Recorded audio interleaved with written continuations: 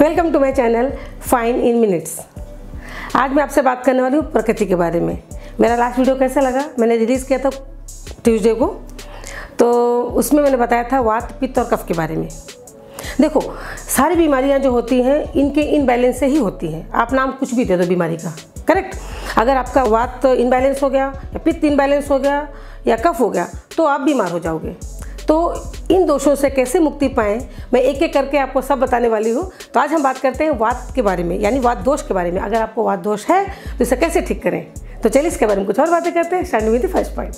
वात दोष हवा से जुड़ा होता है।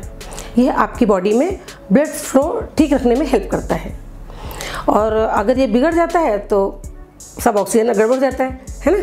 तो चलिए हम इसके लक्षणों के बारे में बात करते हैं कि आपको कैसे पता चले कि आपको वात रोग की प्रॉब्लम है। गठिया यानी आर्थराइटिस, जॉइंट्स में स्वेलिंग और जलन आदि होते हैं। और वात बढ़ने पर आपके घुटनों में दर्द होता है, हड्डियों में कैविटी होती है, शरीर में तेज दर्द होता है, और साथ ही साथ पैरों में ऐंठन और स्किन का रफ होना भी ये एक लक्षण माने जाते हैं। और बॉडी में वीकनेस भी होती है। वात यानी वायु का प्रकोप रक्त विकार बढ़ाता है। इसकी वजह से शरीर में खुजली और कॉन्स्टिपेशन की संभावना भी बढ़ जाती है।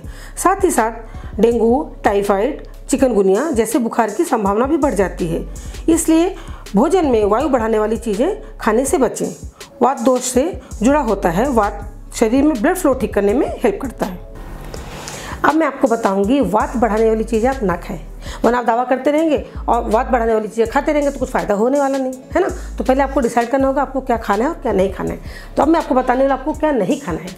आपको बैंगन नहीं खाना है, फूल गोभी, पत्ता गोभी, ब्रोकली, खट्टी चीज़ें, कोल्ड ड्रिंक, सॉफ्ट ड्रिंक और नॉनवेज बिल्कुल नहीं खाना है। नॉनवेज तो बिल्कुल नहीं खाना है। बाकी चीज़ें कभी कभी खा लोगे तो चलेगा, लेकिन जब तक आपका वात दोष है उसको जब तक बैलेंस नहीं होता तब तक आपको नहीं खाना है। अब मैं आपको बताऊंगी आपको क्या करना चाहिए अगर आपका वात दोष बढ़ा है तो।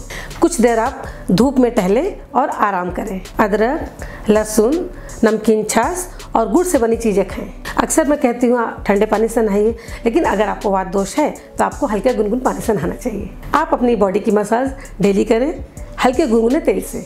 अब तेल आप कौन सा लेंगे, बादाम का ले लीजिए या फिर जैतून का ले लीजिए या फिर तिल का ले लीजिए, लेकिन आपको मसाज ज़रूर करनी है। ताज़ा और हल्का गर्म खाना खाएं, ठंडा खाना बिल्कुल नहीं खाएं, फ्रिज वाला तो बिल्कुल नहीं खाना है। आप घी, तेल और फैट वाली चीज़ें खाएं और घी में तले हुए ड्राई फ्रूट्स खाएं। आप समय पर खाना खाएं, किसी भी समय का खाना आप ना छोड़ें। अभी मैंने आपको बताया अगर आपको वात दोष है तो आपको क्या करना चाहिए और क्या नहीं करना चाहिए।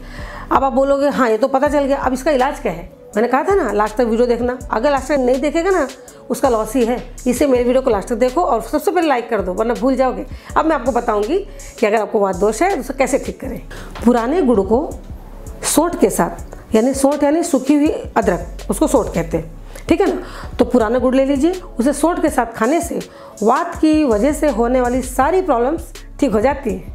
अगर आपको वात की वजह से जॉइंट्स में पेन हो रहा हो या घुटनों में दर्द है या स्वेलिंग है तो आपको क्या करना है। इस दर्द से राहत पाने के लिए बहुत ही सिंपल उपाय है। छोटी इलायची का पाउडर ले लीजिए 1 से 2 ग्राम। इसको दिन में 3 बार आपको खाना है। इससे आप रेगुलर करिए, रेगुलर खाइए।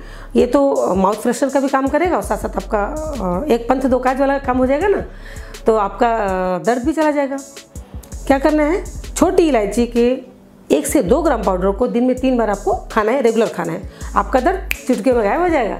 वात की वजह से आर्थराइटिस का होने वाला दर्द कैसे ठीक करें, एक और उपाय है मेरे पास में। अखरोट की गिरी ले लीजिए, ताज़ी तोड़कर आपको लेना है, यानी कि अखरोट के मार्केट से टूटी फूटी लेके वो नहीं, ताज़ी अखरोट लीजिए, उसको तोड़िए, उसकी गिरी निकालिए 10 से 20 ग्राम, और इसको कांजी में पीस कर लगाना है। कांजी मतलब जब चावल हम पकाते हैं ना, उसका जो पानी निकलता है उसे कांजी कहते हैं। तो अखरोट की गिरी को कांजी में पीसकर दर्द वाली जगह पे लगा लीजिए, दर्द तुरंत ठीक हो जाएगा। मैंने आपको बताया था वात से कैसे छुट्टी पाए या उसकी प्रॉब्लम से कैसे छुट्टी पाए। बीच में मैंने आपसे कहा था बुखार, जी हाँ, वात की वजह से बुखार भी आता है। डेंगू, मलेरिया, स्वाइन फ्लू, जो भी आप नाम ले लो, बुखार आता है। आप उसे कैसे दूर करें। देखिए, जब बुखार है आप दवा लेने भागोगे तो आप ऐसा कुछ क्यों नहीं करते, आपको बुखार आए ही ना, आपके आसपास मच्छर भटके ही ना। तो आपको क्या करना है, आपके घर में तुलसी का पौधा लगाइए, आंगन, बालकनी कहीं पे भी लगा लीजिए। तुलसी के पौधे को छूकर हवा में कुछ ऐसा प्रभाव उत्पन्न होता है कि मलेरिया की मच्छर आसपास फटकते भी नहीं है, आप सुरक्षित रहेंगे। तुलसी का पौधा घर में ज़रूर लगाएं। मच्छर भगाने का और एक तरीका है, क्या? गेंदे का फूल। जी हाँ, आप अपनी बालकनी में गेंदे का पौधा लगाइए। इससे आपकी बालकनी की शोभा भी बढ़ेगी और साथ ही साथ मच्छर भी नहीं आएंगे।